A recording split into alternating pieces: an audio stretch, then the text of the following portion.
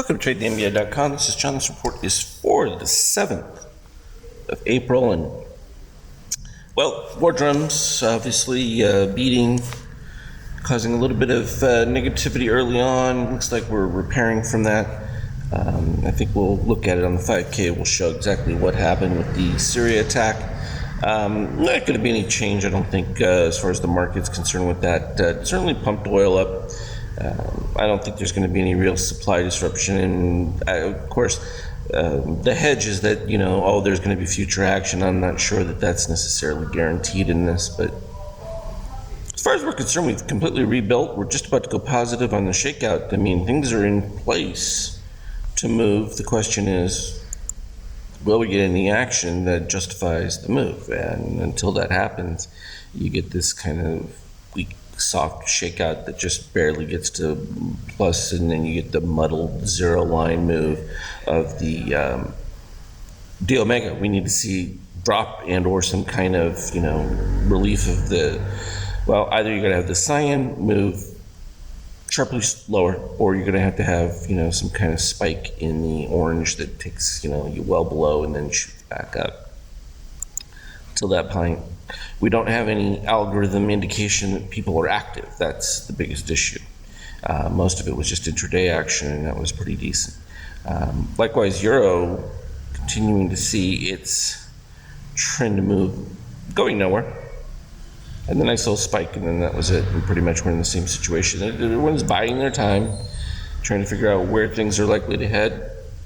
Flight to quality in bonds, probably, again, this just isn't sustainable. But then again, we said that all the way back over here and some of these other past runs, and they've sustained, they keep dipping. I'm still expecting them to fall, but I guess you're going to have some kind of reaction to people wanting to get out of treasuries due to the low yield, but not there yet. And, well, there it is. This nice spike. We had, the buy signal was clean. There was never any question. I mean, this obviously aids that.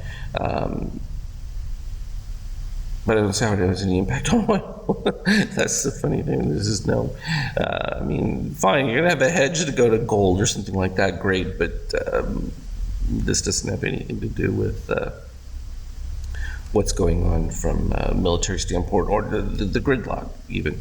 But gold certainly does in the sense of potential inflation and some of the ramifications that are there, definitely. So here we can see everything was moving fine pretty much for the day. Then we ended up started to get back to the plus 13.5 on the orange right up here at the peaks, and then we violated the ABM, and then also lost the 76%, and then boom, it started to decay completely.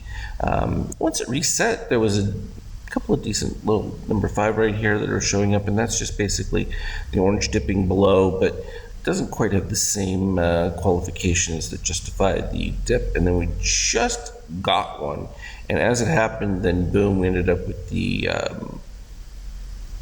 attack Syria, and spooked everybody, and that was just a huge liquidity pullout. And that's all it is a liquidity. I mean, the bid was just pulled until things were stabilized, and here we are coming right back to where we were.